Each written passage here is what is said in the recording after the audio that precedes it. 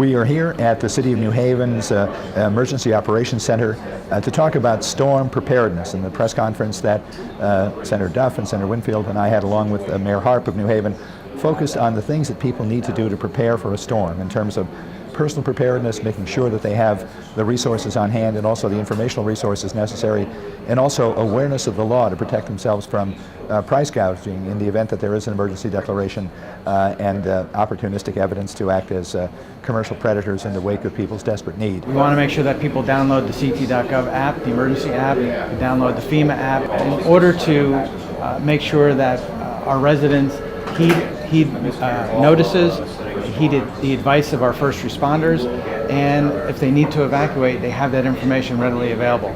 So it's very, very important that our residents do listen to our first responders, listen to our mayors and first selectmen around the state, and also ensure that they download the apps so that they have the latest information. The ct.gov app even lets you mark yourself as safe as well. So these are very critical.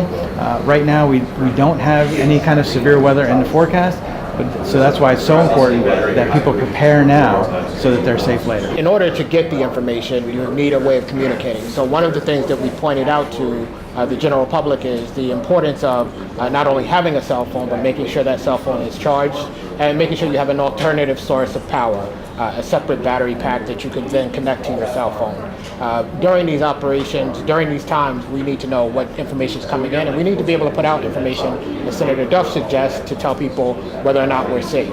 And one final thing that we should remember is this is the perfect time for all of us to be neighborly. Check on your neighbor, make sure that they're okay, make sure that they're prepared, and all of us will survive any of these storms, any of these weather events, and be able to move forward.